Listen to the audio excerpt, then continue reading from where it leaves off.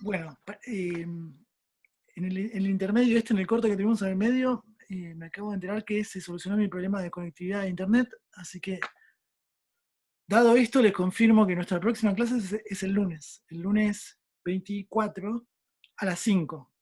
Así que agenden, nos volvemos a encontrar el lunes y tenemos la clase sobre astronomía y movimientos de traslación y rotación solar, así que eso va a ser el lunes a las 5. Bien, ya estoy grabando, vuelvo a la presentación. Compartir pantalla.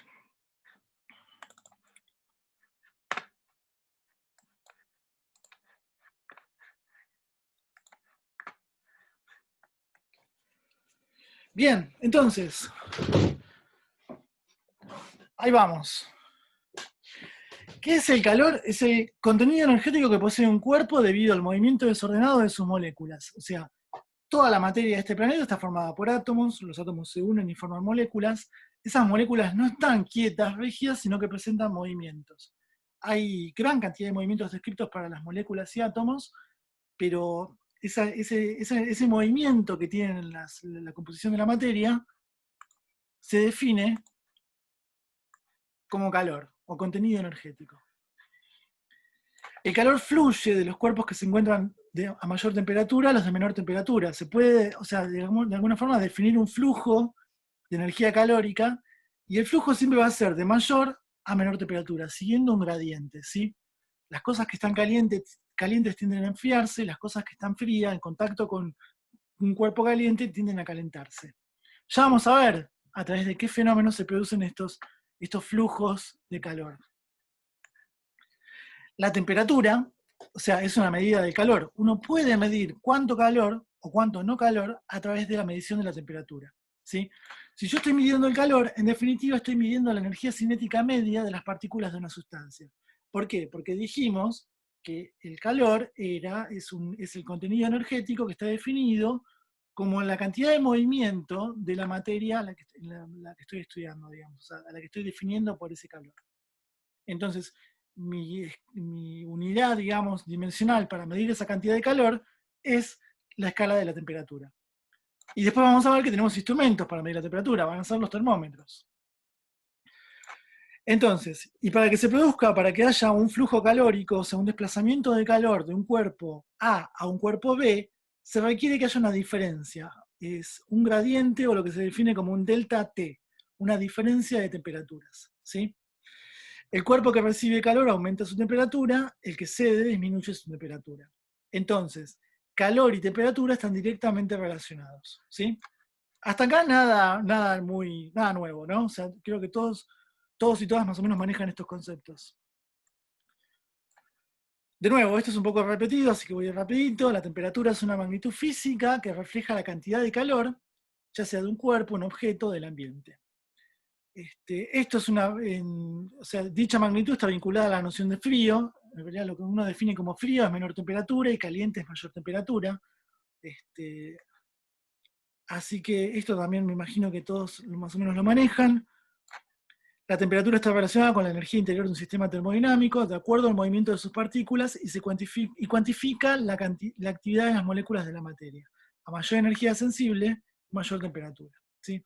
Esto es un poco también, o sea, lo mismo que venimos diciendo. Este es el movimiento, por ejemplo, si pensamos en un gas o en un líquido, la composición molecular de esa materia va a estar dada, digamos, por el movimiento de esas moléculas. Podríamos pensar en un pedacito de atmósfera encerrada en un frasco, digamos. Y se acuerdan que teníamos una mezcla de gases. Azul es nitrógeno, rojo es oxígeno, por ejemplo, ¿sí? 78-21, ¿sí? Entonces, yo lo que esperaría es que si hay mayor temperatura, si hay mayor calor contenido en este pedazo de mezcla de atmósfera, el movimiento de sus partículas sea a mayor velocidad. Haya mayor tasa de colisión de las partículas entre sí y de las partículas con las paredes del recipiente que lo contienen, ¿sí? Eso me incrementa la energía cinética del medio, eso me incrementa el calor contenido en este sistema, y eso se vería reflejado en un aumento de la temperatura del termómetro, ¿sí? Un gas muy caliente, con mucha temperatura, con gran cantidad de calor, tiene mucho desplazamiento y muchos choques y colisiones entre las moléculas que lo componen. Un gas a baja temperatura, con poca cantidad de energía cinética y energía térmica o poco calor, tendría baja temperatura y baja velocidad y colisión entre sus moléculas. Sí, perfecto. El concepto de entropía también se relaciona con esto, ¿no? O sea, la entropía, ¿se acuerdan que también hablamos en el primer cuatrimestre, hablamos un poquito de la entropía, y hablaba un poco de esta tendencia al desorden que muestran los sistemas termodinámicos. Este sistema, por ejemplo, si tuviera mayor entropía, es cuando tendría mayor energía cinética y mayor temperatura.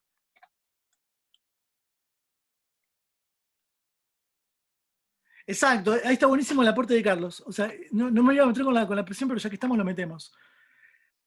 Hay una relación, cuando yo estoy pensando en un sistema gaseoso, en gases, entre temperatura, presión y volumen, ¿sí? Eso es algo que se llama también la ley general de los gases ideales, o digamos, hay dos ecuaciones para gases que tienen que ver con esto, con la masa, la presión, el volumen y la temperatura. Un sistema gaseoso, cuando aumenta su temperatura, aumenta su tasa de colisión y velocidad de las moléculas. Las moléculas empiezan a desplazarse a mayor velocidad, chocan con mayor intensidad y suben su frecuencia de choque, ¿sí? Es más probable que las moléculas choquen entre sí cuando uno incrementa la energía, ¿sí? Cuando uno calienta el sistema, le entrega energía, aumenta la energía cinética y aumentan las colisiones entre las moléculas. ¿Qué produce eso? Eso produce que las partículas, las moléculas, choquen, por ejemplo, con mayor frecuencia y mayor fuerza contra la tapa de este frasco, ¿sí?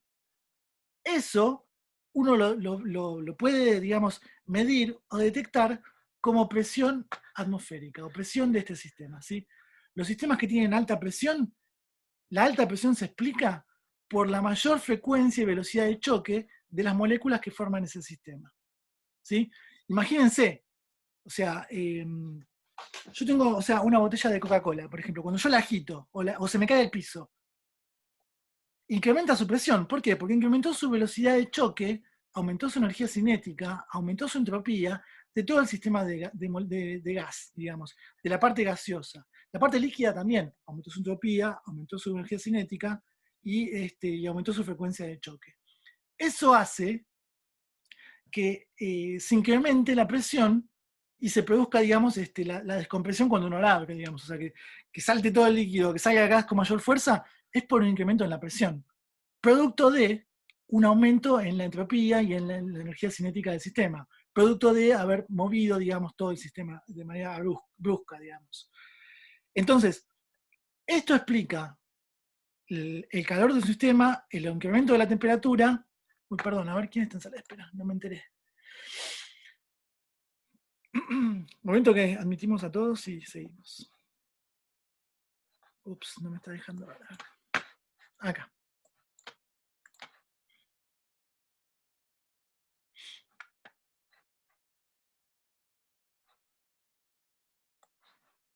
Bien, gracias por el aviso. Sí, cuando estamos hablando de sistemas ideales, líquidos, gaseosos, alta presión es alta temperatura, sí. Estoy pensando a ver si en los sólidos también. Lo que pasa es que esta relación entre presión y temperatura aplica más para los gases, ¿sí? Cuando yo estoy hablando, digamos, de temperatura y presión en un sólido, no hay grandes cambios de presión en un sólido. ¿Por qué? Porque imagínense un sólido, si uno lo mira microscópicamente, está formado, digamos, por una red cristalina donde todas las partículas, las moléculas, están unidas y fijas, ¿sí? No hay libre desplazamiento como lo vemos en la imagen esta, en el GIF este. Entonces, no hay grandes cambios de volumen ni de presión por efecto de la temperatura en un sólido, ¿sí? Eso sí pasa cuando hablamos de un líquido y sobre todo cuando hablamos de un gas. Tranqui, Darío, sí, estamos... hola, tranqui porque igual lo vamos grabando, después yo subo todas las clases, así que después podés ponerte al día. Exacto, cuando hablamos del agua, el agua es algo fenomenal, ¿no? Porque, o sea, hay montones de leyes físicas que el agua rompe o es la excepción. Y uno dice, pero es la excepción justo el elemento más clave del planeta. O sea, y sí, o sea, es así. O sea, en metales tenemos dilatación, en agua hay dilatación o sea, como para ponernos en contexto de lo que estamos hablando, es cómo nos cambia el volumen por efecto de la temperatura. En general, los sólidos del planeta incrementan, se dilatan, aumentan su volumen con el incremento de temperatura, salvo a excepción del agua, ¿sí? O sea, por eso es el agua como sólido se comporta de manera, digamos, atípica, por llamarlo de alguna forma. Pero los metales muestran esta dilatación. O sea, tranqui igual, no nos vayamos mucho por las ramas así. O sea, tiene que ver con esto igual. Entonces, sigo.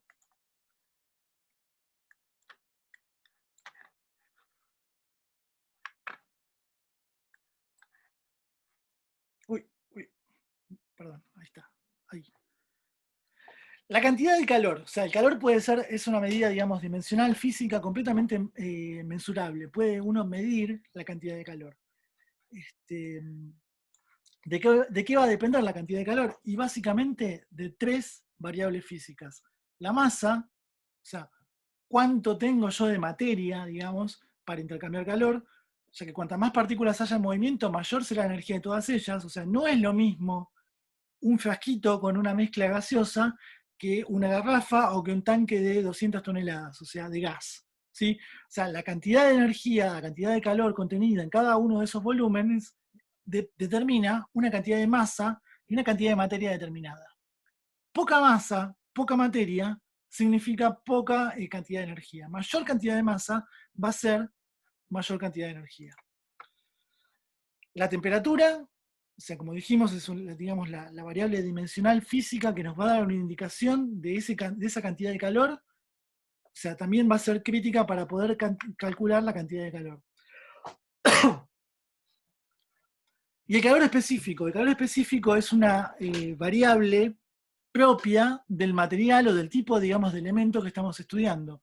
No es lo mismo la cantidad de calor que intercambia o que posee una barra metálica de aluminio, de hierro, de aleación, que un trozo de madera, que un pedazo de roca o que materia orgánica, digamos. ¿Sí?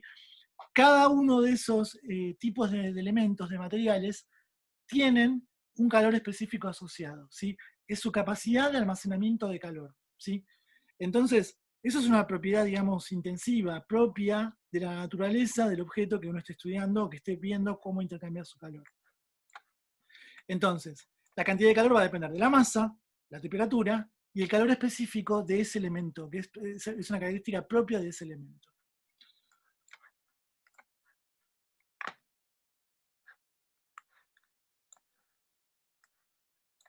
Vuelvo un poquito con esto que ya definimos, ¿no? O sea, la temperatura. La temperatura es una magnitud referida a las nociones comunes de caliente, tibio, frío, puede ser medida con un termómetro. Nada nuevo, ya lo dijimos. Es una magnitud escalar, digamos, o sea, tiene, eso quiere decir que tiene, digamos, unidades de medida, tiene una escala, y yo puedo definir en esa escala diferentes puntos, digamos, de referencia. Por ejemplo, el 0 grados centígrado es un punto que está digamos, asociado a ciertos fenómenos físicos. Por ejemplo, el congelamiento del agua. 100 está asociado a ciertos fenómenos físicos, la temperatura de ebullición del agua. Entonces, uno puede definir en esa escala ciertos pisos y techos o hitos, digamos, o sea, puntos claros donde se producen ciertos fenómenos. Es una medida, digamos, estandarizada, que puede ser medida en cualquier lugar del planeta, digamos, o fuera del planeta incluso. Esto ya lo dijimos, o sea, está relacionada con la cantidad de energía cinética, o sea, con lo que definimos como calor, o sea, que tiene que ver con el movimiento de las partículas del sistema, o sea, no quiero ser reiterativo, esto ya lo dijimos. Y esto también lo dijimos, o sea, ¿qué pasa en el caso de un sólido? Un sólido que tiene, digamos, ¿cómo se mide? ¿Cómo se mueven las moléculas de un sólido? ¿Dónde está la energía cinética o el calor contenido, el calor interno en un sólido?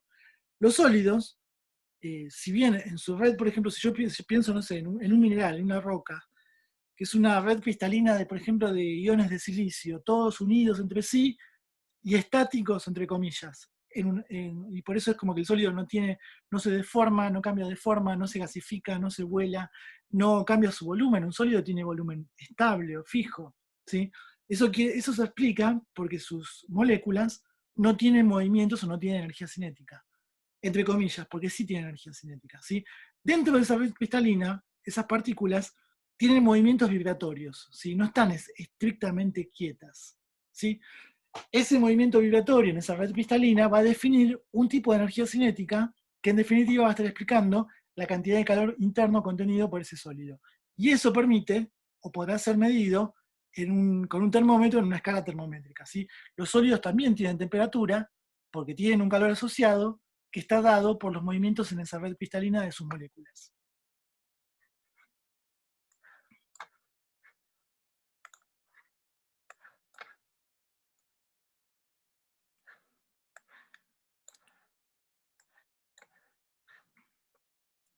Bien, vamos a seguir pensando en estas variables, ¿no? Temperatura, masa, calor específico. La temperatura es independiente de la masa de un cuerpo, o sea, que un cuerpo sea grande o chico no determina que un cuerpo sea de mayor o de menor temperatura, ¿sí? Sí dijimos que la masa condiciona la cantidad de calor contenido en un cuerpo, ¿sí? La cantidad de calor contenido no es lo mismo en, digamos, una gran roca o en la masa o de toda una porción de la atmósfera que lo que yo puedo tener en un frasco, digamos, o en un kilo, digamos, ¿sí? O sea, la masa sí condiciona la cantidad de calor, pero la masa no condiciona la temperatura de ese cuerpo, ¿se entiende? La temperatura va a determinar el sentido en el que se producen los intercambios caloríficos entre cuerpos. Esto quiere decir que, ya lo dijimos al principio, las transferencias de calor, los flujos de calor, van desde una fuente que tiene mayor temperatura hacia un receptor que tiene menor temperatura, ¿sí? La temperatura o el calor fluye de mayor a menor, de más calor a menos calor, ¿sí? Hay un flujo unidireccional acerca de dónde se mueve el calor y en qué dirección, de dónde a dónde, ¿sí? Cuando dos cuerpos se ponen en contacto, la energía calórica fluye del que tiene mayor temperatura al que tiene menos. Esto es lo que estamos diciendo ahora, justamente.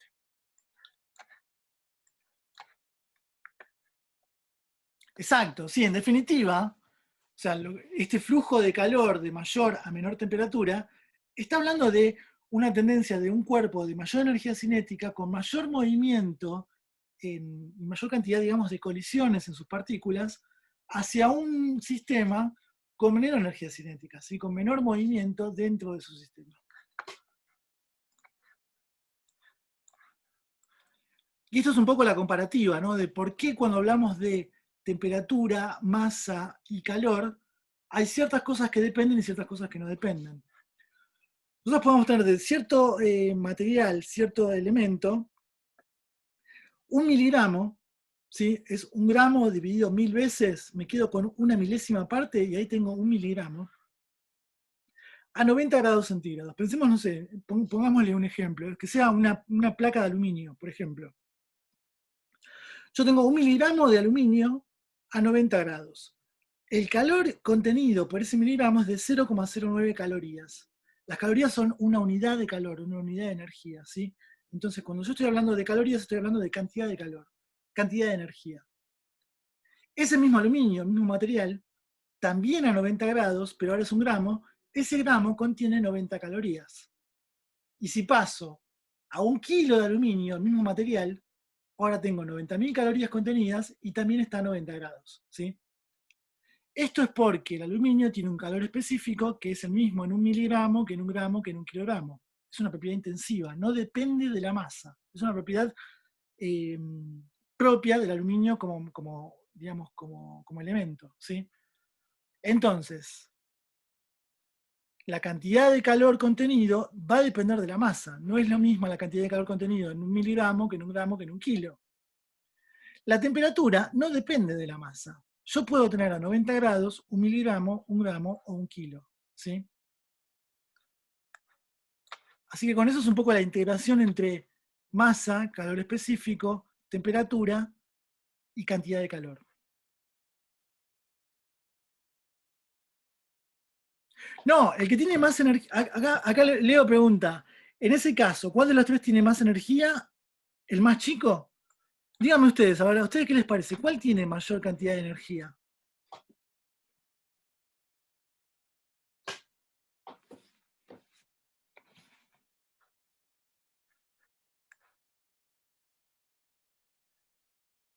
Para mí es proporcional a la masa, la energía. Lo que Bien, es siempre igual es la temperatura.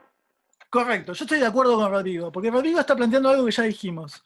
La cantidad de energía es proporcional a la masa. Entonces, 1 kilo de aluminio a 90 grados tiene mayor cantidad de energía que 1 miligramo de aluminio a 90 grados. La temperatura es igual, el material es el mismo. ¿Sí? Ahí veo todos. Por gramo es lo mismo, pero o sea, la pregunta es, supongan que esto es A, esto es B y esto es C. Bloque A, bloque B, bloque C. ¿Cuál de los tres, A, B o C, tiene mayor cantidad de energía? Esa es la pregunta. Así como están, ¿eh? No por gramo, sino A, B o C.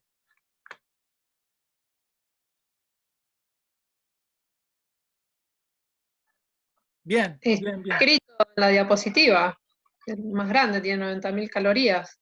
Correcto, sí, tal cual. O sea, la misma diapositiva le está diciendo, o sea, esta tiene cantidad de energía, calorías ya les dije, es unidad de energía, ¿sí? Entonces, ¿cuánta energía tiene este? 90.000 calorías. Todo esto es energía, 90.000. Este cuánto tiene 0,09 calorías. Esto es unidad de energía también. Entonces, la energía depende de la masa. O sea, o lo planteamos de nuevo. ¿La energía depende de la masa? Sí, claro. ¿La temperatura depende de la masa? No. ¿Por qué? Porque yo tengo diferentes masas con igual temperatura.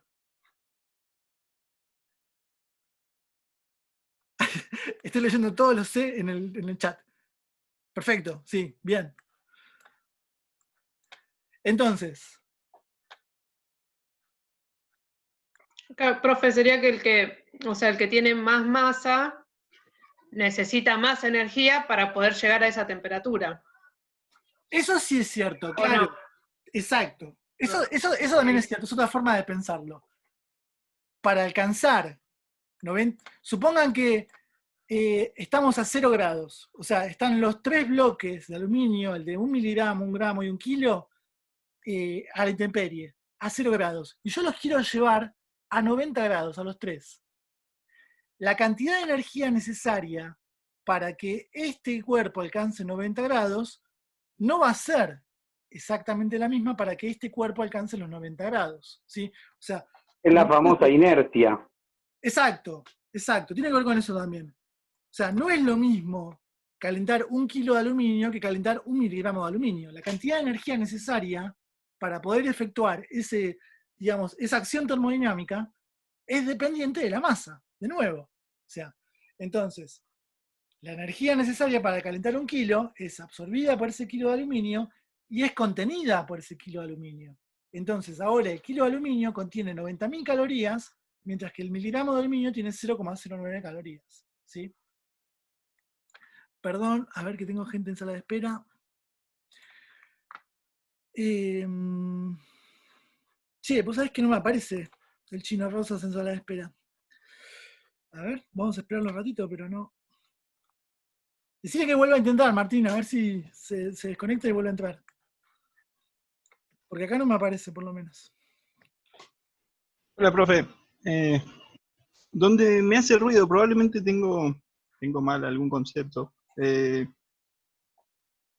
La energía depende de la masa, pero la energía se transfiere, la masa no. O sea, yo considero que si estos cuerpos se tocaran, bueno, no habría transferencia de calor porque tienen la misma temperatura, pero si otro cuerpo con menor temperatura va a transferir los 90 grados hasta encontrar equilibrio, no se va a transferir la masa. Ahí es No, donde me hace totalmente. ruido Claro, el claro. tema de cuál tiene más energía. Exacto. Bien. Lo que pasa es que ahí Leo la estás complicando, porque estás poniendo un segundo cuerpo en contacto con una diferencia, con un delta T, con una diferencia de temperatura. Cuando yo digo que la energía depende de la masa, me estoy refiriendo a esto, ¿no? A la comparación entre tres cuerpos de diferente masa, igual temperatura, igual calor específico, o sea, que están hechos del mismo material, ¿sí? Entonces, con esas condiciones, sí, la energía depende de la masa, porque no es lo mismo 1 kilo que 1 gramo que 1 miligramo, ¿sí? Yo tengo en 1 kilo mayor cantidad de, o sea, pensémoslo como que en 1 kilo tengo contenido mayor cantidad de materia, mayor cantidad de moléculas, mayor cantidad de colisiones y de energía cinética. Eso me lleva a mayor calor, eso me lleva a que haya mayor cantidad digamos, de energía, ¿sí? Es cierto lo que decís vos. Si yo pongo en contacto este cuerpo a 90 grados con otro cuerpo que está, por ejemplo, a 80 grados, o sea, 10 grados menos, se me va a producir lo que venimos hablando, el flujo de energía, de calor, del cuerpo de mayor temperatura al cuerpo de menor temperatura, hasta alcanzar un equilibrio. Es cierto lo que dice Leo. ¿Qué se mueve? ¿Qué se transfiere? ¿El flujo de qué es? De calor. O sea, la masa no se va a desplazar. La masa se queda en el cuerpo de 1 kilo. O sea, este cuerpo se va a enfriar, el cuerpo que esté en contacto se va a calentar, pero la masa va a seguir siendo la misma, ¿sí? O sea, esto no quiere decir que, digamos, que cuando se produzca un intercambio de calor, se me modifique digamos, la cantidad de calor, ¿sí? Claro, el flujo de calor por contacto. Ahora vamos a ver, eso es una especie de conducción. Ok, bueno, al chino lo esperamos. Cuando aparezca, avísenme que lo admito y si no, que no se preocupe. Decirle que no se haga problema. Leo, no sé si se entendió un poquito mejor. O sea, está bien lo que estás planteando, ¿eh? O sea, no hay error conceptual en lo que estás diciendo. O sea, las dos afirmaciones son ciertas. Hay un flujo del calor, digamos, del de mayor temperatura al de menor temperatura, y lo que yo estoy diciendo es que la cantidad de calor contenida en un cuerpo sí depende de la masa, nada más. Pero no son, digamos, dos afirmaciones contradictorias.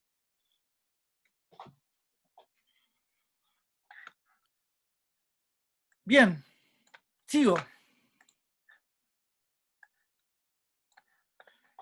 Esto es un poco entrando en la termometría, digamos, en cuando yo mido la cantidad, la temperatura o el calor de un cuerpo, uso, digamos, la temperatura. ¿Cómo mido la temperatura? Con un instrumento que se llama termómetro.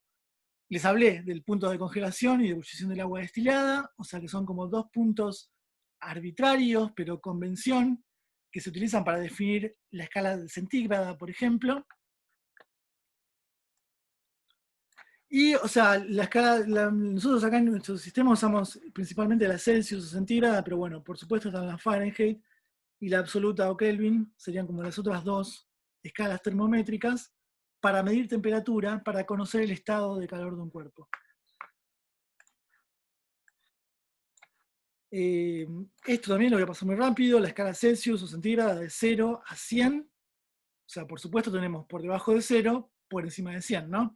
0 es el punto de congelación, 100 es el punto de ebullición, Fahrenheit, 32 es el punto de fusión, 202 el de ebullición, absoluta o Kelvin, 273, 373, ¿sí?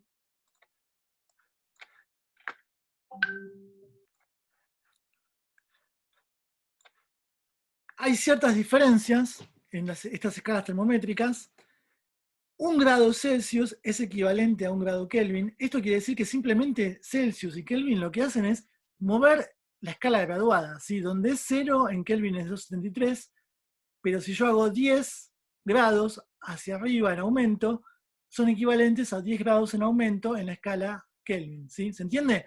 1 grado centígrado o 1 grado o Celsius es equivalente a 1 grado Kelvin o Celsius. No pasa lo mismo si voy a la escala Fahrenheit, ¿sí?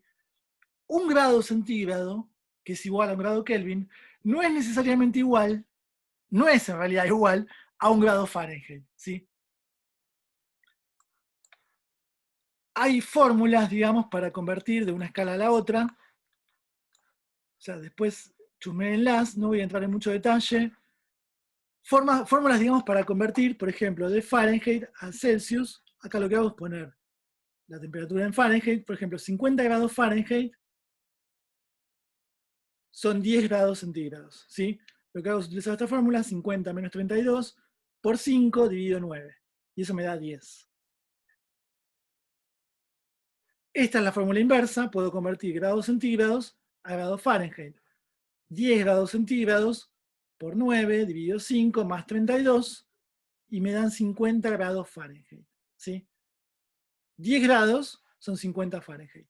10 grados Celsius, centígrados, son 50 Fahrenheit.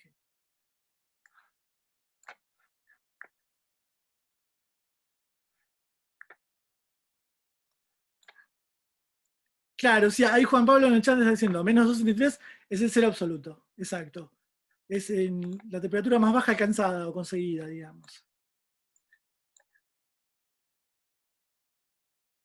Ahora, hay dos conceptos que también me interesa que, o sea, esto de la termometría, después cuando estoy armando el práctico, vamos a hacer algunos ejercicios de conversión entre escalas, es bastante simple, y yo creo que después también con Juan Alteretti lo van a retomar, también van a hablar un poco de calor, calorimetría y termometría. Así que, por lo menos de mi parte lo dejamos acá y después lo retomamos.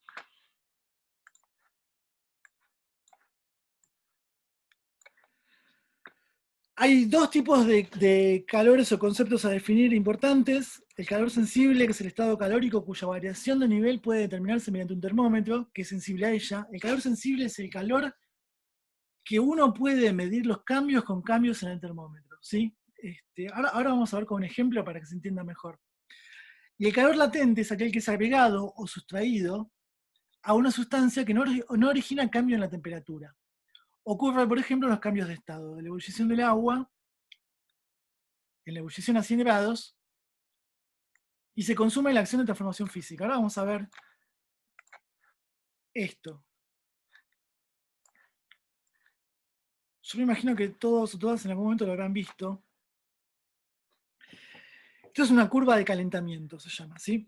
O sea, tenemos en el eje X el calor añadido a un sistema, calor añadido en calorías por gramo de agua, o sea, es el calor que yo le voy entregando a un sistema. Por ejemplo, tengo un vaso de hielo puesto sobre una hornalla en una cocina, en un mechero Bunsen, digamos, al cual le estoy entregando calor de manera continua.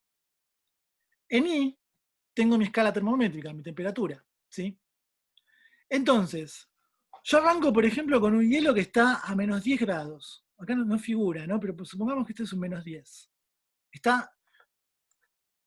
Lo saco del freezer, lo pongo en el vaso, lo pongo sobre el mechero. El hielo empieza a tomar temperatura, empieza a aumentar su temperatura a medida que se le va entregando calorías. Le voy entregando calor al sistema y el hielo va absorbiendo calor, ¿sí?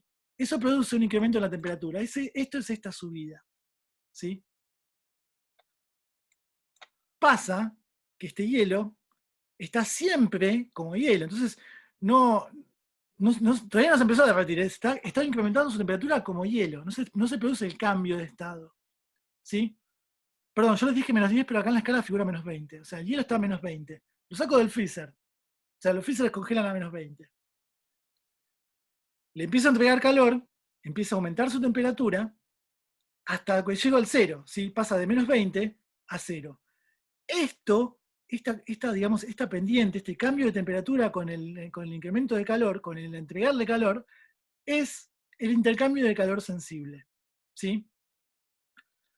Cuando llego a 0, que es el punto de fusión, el hielo se empieza a volver agua, se empieza a volver líquido, se empieza a fusionar, digamos.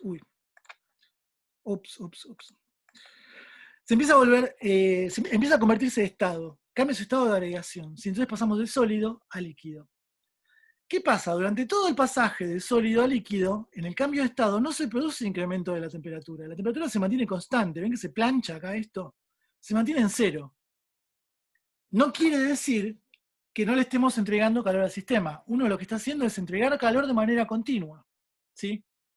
Eso produce el descongelamiento de ese hielo y el calor intercambiado es calor latente, ¿sí? Ven que no es lo mismo calor sensible, que me produce cambios en el termómetro, que calor latente, que son cambios de estado planchados en el termómetro a temperatura constante, ¿sí? Sin embargo, de acá entregué 80 calorías por gramo de agua para poder convertir todo ese hielo en líquido. De nuevo, el líquido que obtengo, lo sigo calentando, le sigo entregando calor y me va produciendo aumentos de la temperatura. Esa agua va aumentando su temperatura porque se está calentando, está recibiendo calor. Esta subida, de 0 hasta 100, es calor sensible, porque me produce cambios en la escala termométrica. Llego a 100, sigo entregando calor, llego al punto de ebullición y se me empieza a vaporizar el agua, ¿sí? el agua pasa de líquida a gaseosa. Todo este calor necesario para convertir esa agua líquida en vapor es calor latente, porque ven que no hay cambio, no hay digamos, modificaciones en la temperatura. El termómetro se me clava en 100 y el agua se empieza a evaporar, ¿sí? Luego, obtengo toda esa agua como vapor y yo la sigo calentando, digamos, le sigo entregando calor y se me empieza a aumentar la temperatura del vapor. Esto de nuevo es calor sensible. Entonces, calor sensible, latente, sensible, latente, sensible, ¿sí? El calor sensible yo lo puedo ver, digamos que se me produce un cambio en la escala termométrica, el calor latente no veo cambios en la escala termométrica.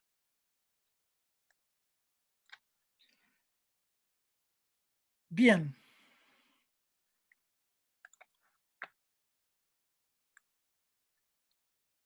Esto ya lo hablamos. El calor absorbido o cedido por un cuerpo. Los intercambios de calor, ¿de qué dependen? De la masa, del cuerpo que se calienta o que se enfría, y esto tiene relación con lo que venía comentando Leo, la naturaleza del cuerpo, porque el cuerpo en definitiva tiene un calor específico o una capacidad calorífica, una cantidad de calor que puede recibir o entregar, y la variación de temperatura. No es lo mismo poner en contacto un cuerpo que está a 1 grado más que el otro, o sea, uno a 80 y el otro a 81, que poner un cuerpo a 0 grado en contacto con un cuerpo a 100 grados. ¿Sí? Hay digamos, un delta T, una diferencia de temperatura, que va a condicionar la cantidad de calor que se intercambia. El calor intrínseco. Si ya vamos a hablar de calor intrínseco. Chicos, nos queda menos de 1 minuto. ¿Volvemos a conectarnos? Igual el tercer bloque es cortito, porque me interesa que dejemos cerrar este tema, digamos, y dejar como para después arrancar la próxima clase. Así que se nos corta y nos volvemos a conectar, pero creo que son 10 minutos. No sé a cuántas diapositivas estamos. Bien. Esta es la expresión, digamos, o la fórmula matemática para calcular estos intercambios de calor. Es el calor que se entrega o el calor que se pierde, digamos. El calor específico depende de la masa del cuerpo que estoy utilizando, la masa y la diferencia de temperatura. Por ahora simplemente les muestro la fórmula, les digo de qué está armada. Después en una clase práctica vamos a hacer algunos ejercicios para entender bien cómo se calculan estos intercambios de calor. Por ahora me interesa que vean que tiene 3 partes. Calor específico, masa, delta T. ¿Sí? Acá está explicado bien qué es delta T, ¿no? La temperatura final menos la temperatura inicial. La masa la vamos a expresar en kilogramos, gramos, miligramos.